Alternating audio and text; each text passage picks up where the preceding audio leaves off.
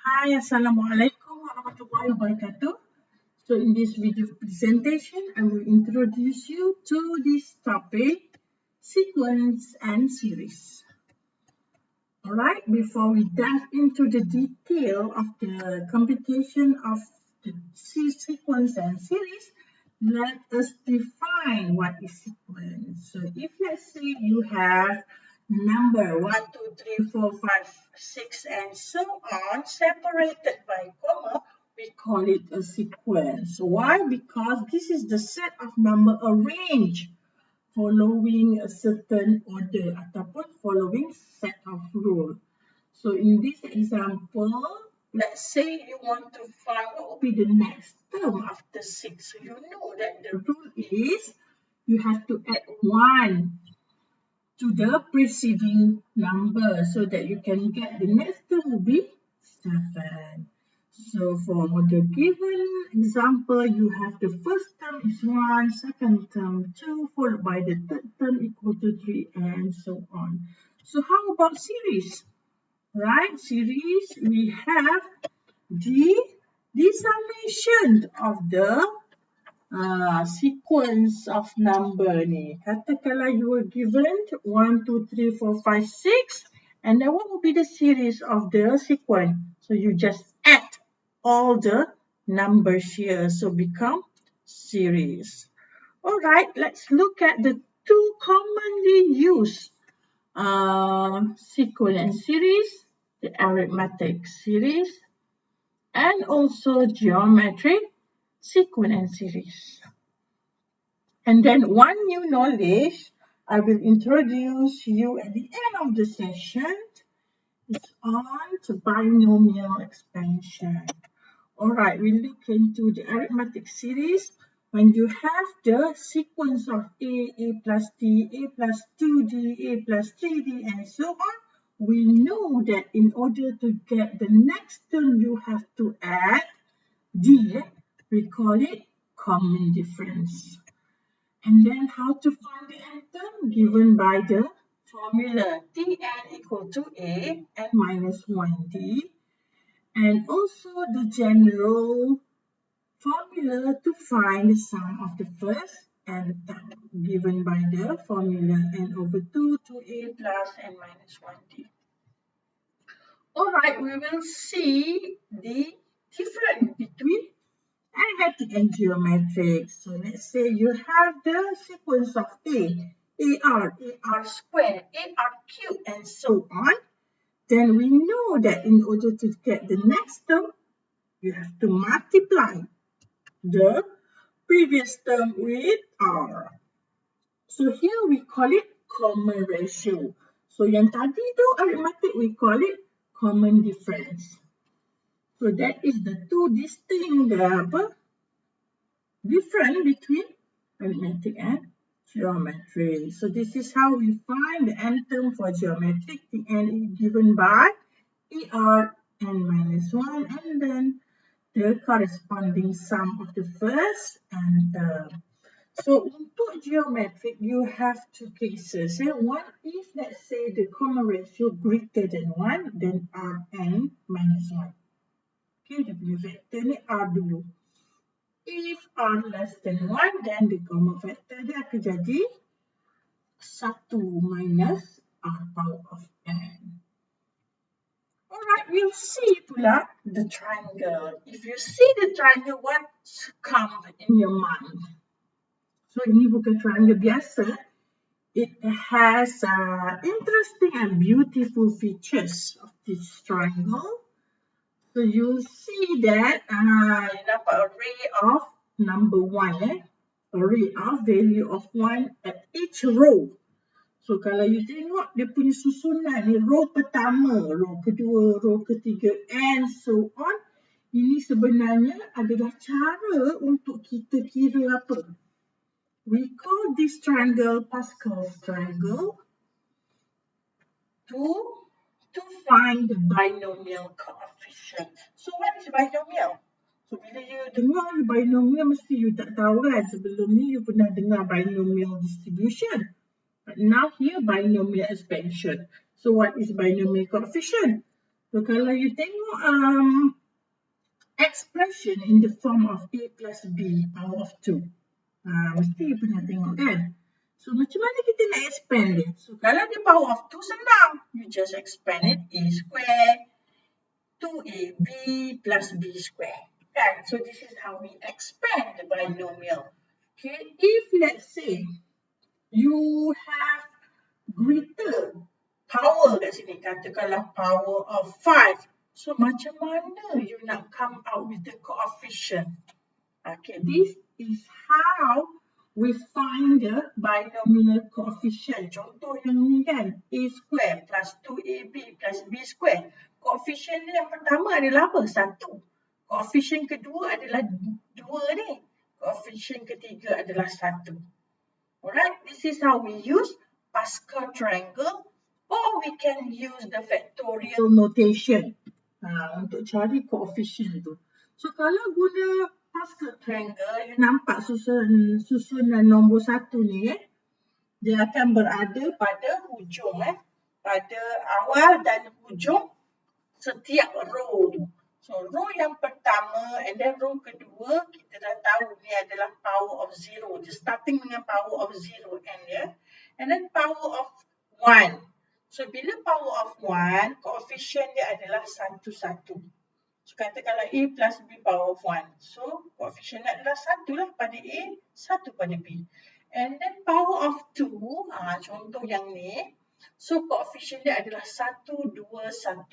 So you tengok untuk dapatkan 2 ni adalah the addition of the two previous two coefficient of the closest pair in the preceding row.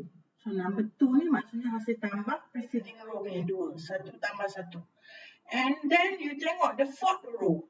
3 ni, coefficient of 3 ni adalah hasil tambah 1 plus 2.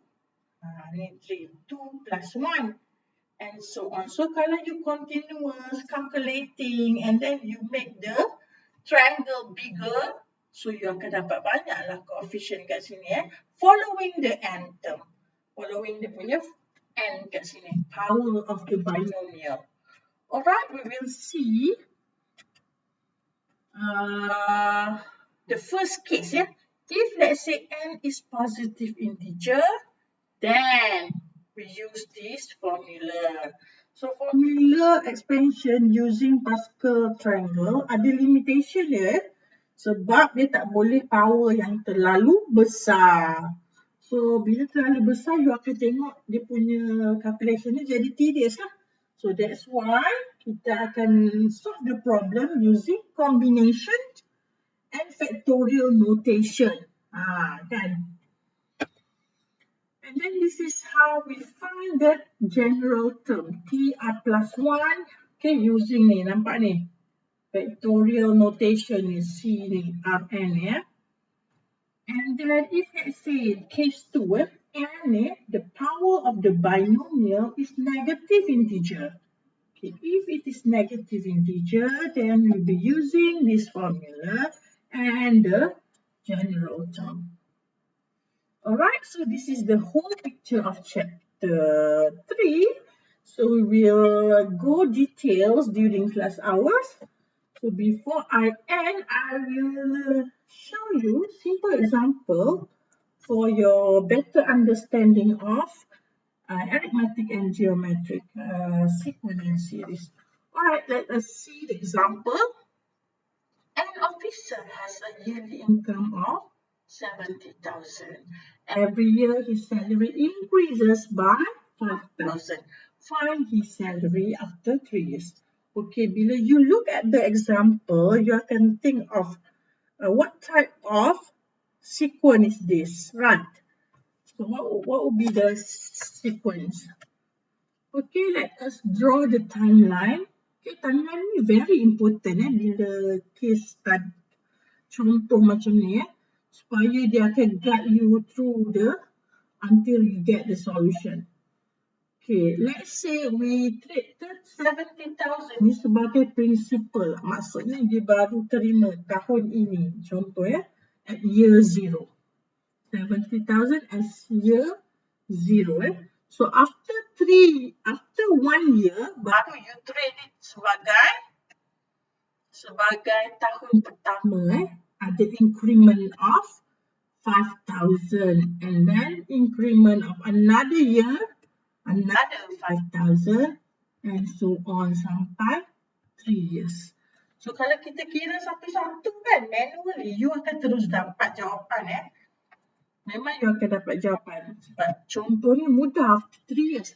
Tapi kalau after larger period of time, so better to insert into a formula.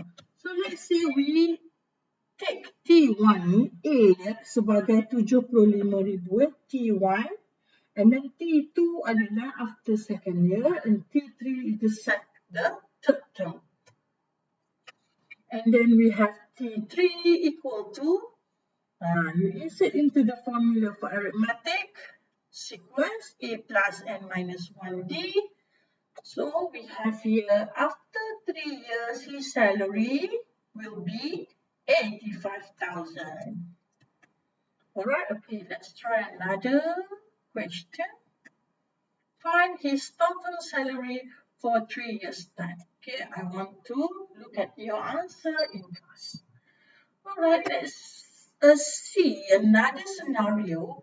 If he planned to invest his money amounted 10,000 in an investment scheme that offers 7% dividend each year, find the amount in the scheme after 10 years of investment. Okay, again, we draw the timeline. So we have 10,000 here as the initial investment. And then this is the period 1, 2, 3 until 10 years. So after 1 year increment by 1.07. Sebab apa? Sebab 7% increment each year. So kalau 7% maksudnya apa? 0.07 lah. So kenaikan maksudnya plus 1.07. So after 2 years, another 1.07 and so on. Okay, so this is the example of geometric sequence with common ratio 1.07. Okay, after first year, so T1 dia jadi, okay, this is the calculation, set 10,700 ataupun 10,000 multiplied by 1.07. And then you continue with the second year. So you have here T2 equal to T1 plus 0.07 multiplied by 10,000.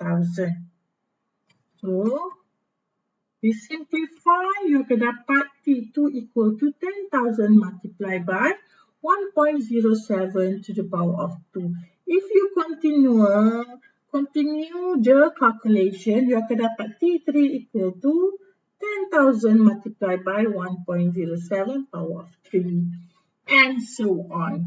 So referring to the formula of geometric term, how to find term using geometric sequence Tn equal to Arn minus 1, then we have T10 equal to, this is the initial amount multiplied by 1.07 power of 10.